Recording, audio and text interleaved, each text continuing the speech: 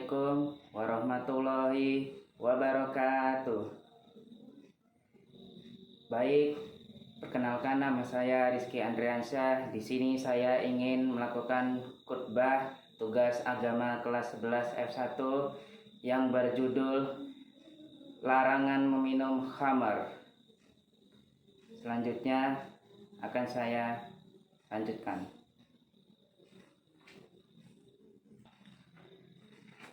Assalamualaikum warahmatullahi wabarakatuh.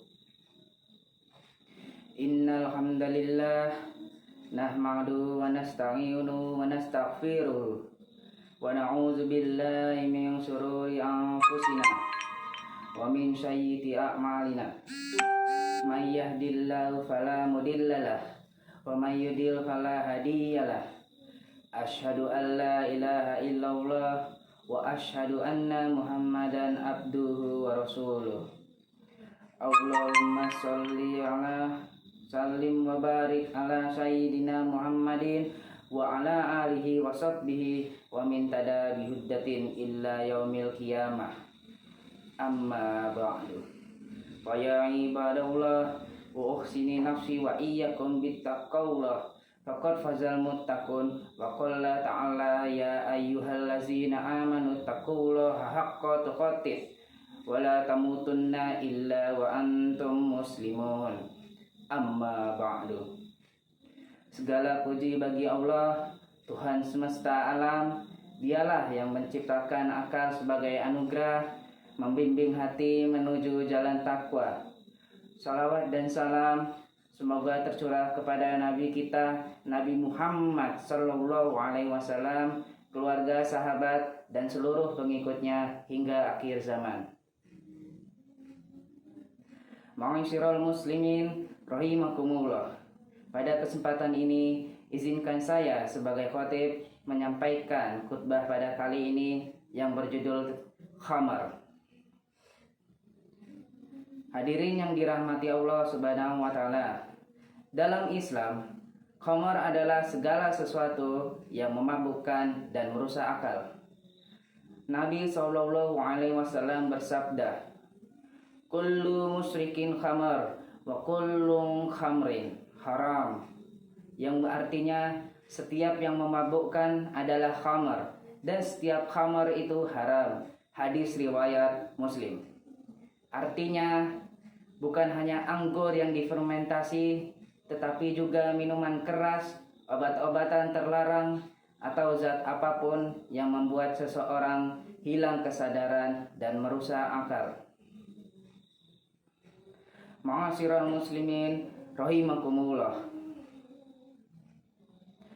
Allah Subhanahu wa taala mengharamkan khamar secara bertahap hingga turun ayat yang sangat tegas dalam surah Al-Maidah ayat 90 yang artinya, Bismillahirrahmanirrahim. Wahai orang-orang yang beriman, sesungguhnya khamar, berjudi, berhala, dan mengundi nasib adalah perbuatan keji, termasuk perbuatan setan. Maka jauhilah kamu agar kamu beruntung. Ayat ini tidak hanya menyebut khamar haram, tetapi Allah memerintahkan jauhilah. Artinya bukan hanya tidak minum, tetapi menjauhilah semua jalan yang menuju kepadanya, membeli, menjual, mempromosikan, atau menghadiri tempat-tempat yang identik dengannya. Rasulullah Shallallahu Alaihi Wasallam bahkan menjelaskan bahwa 10 golongan dilaknat karena berhubungan dengan khamar, mulai dari pembuat, penjual, pembeli, hingga peminumnya. Ini menunjukkan betapa seriusnya bahaya khamar dalam pandangan syariat Islam. Ma'asyiral muslimin rahimakumullah. Ketika Allah melarang sesuatu, pasti ada keburukan di baliknya. Khamar memiliki dampak yang dapat merusak kita dalam 3 aspek. Yang pertama, merusak akal dan keimanan. Akal adalah anugerah paling berharga bagi manusia. Khamar membuat seseorang hilang kontrol, kehilangan rasa malu, dan mudah melakukan dosa. Akal yang rusak membuat iman seseorang melemah. Rasulullah SAW menyebut khamar sebagai ummul khaba'ith, yang artinya induk dari segala keburukan, karena dari mabuk lahirlah maksiat lain seperti kekerasan, zina, pengkhianatan, dan berbagai tindakan kriminal. Yang kedua yaitu merusak kesehatan dan kehidupan. Para ahli medis sepakat bahwa minuman keras dapat merusak organ tubuh, terutama hati, sistem saraf, dan jantung. Banyak kecelakaan lalu lintas, perselisihan rumah tangga, serta tindak kriminal berawal dari mabuk. Dan yang ketiga yaitu merusak keluarga dan hubungan antar masyarakat. Khamar menunjukkan rumah tangga, penghasilan habis, kekerasan meningkat, anak-anak terabaikan. Masyarakat menjadi kacau karena orang mabuk mudah diprovokasi, emosional, dan kehilangan kontrol diri. Ma'asyiral muslimin rahimakumullah. Siapa yang menjauhi khamar, ia telah menjaga akalnya, hartanya, keluarganya, dan juga imannya. Menjauhi khamar adalah salah satu gerbang menuju derajat takwa yang tinggi.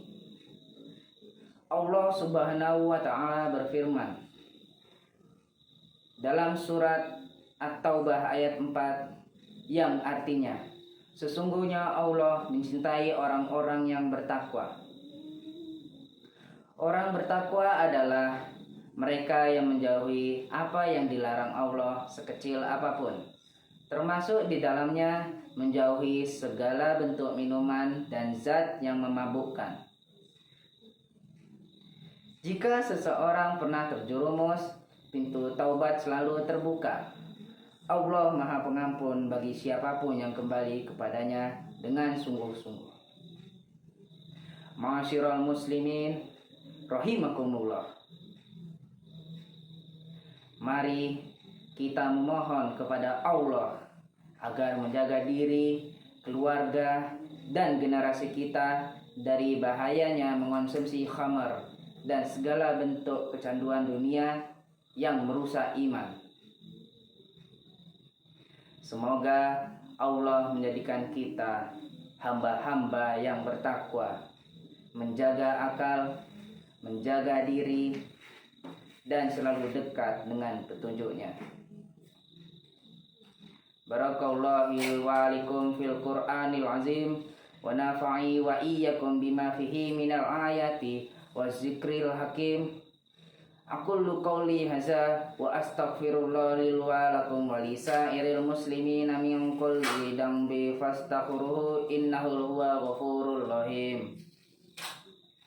Allahumma ighfir lil muslimina wal muslimat wal mu'minina wal mu'minat al ahya'i minkum wal amwat innaka sami'un qarib muhibu da'wat rabbana la tu'akhizna in nasina aw akhtana rabbana wa la tahmil alaina isran kama halamtahu 'alal ladzina min qablina rabbana wa la tuhammilna ma la taqulana tabih wa'fu 'anna waghfir lana warhamna anta maulana fangsurna 'alal qaumil kafirin. Rabbana atina fid dunya hasanah wa fil akhirati hasanatan wa qina azabannar. Walhamdulillahi rabbil alamin. Ibadallah, innallaha ya'muru bil adli wal ihsan wa itta'i dzikri qurba wa yanha 'anil fahsya'i wal munkari wal baghi ya'izkum la'allakum tazakkarun. Wala zikrullahi akbar. Lahumul sholat. Sadaqallahul azim. Baik, itu dia khutbah yang telah saya sampaikan. Kurang lebihnya saya mohon maaf. Wabillahi taufiq wal hidayah. Wassalamualaikum warahmatullahi wabarakatuh.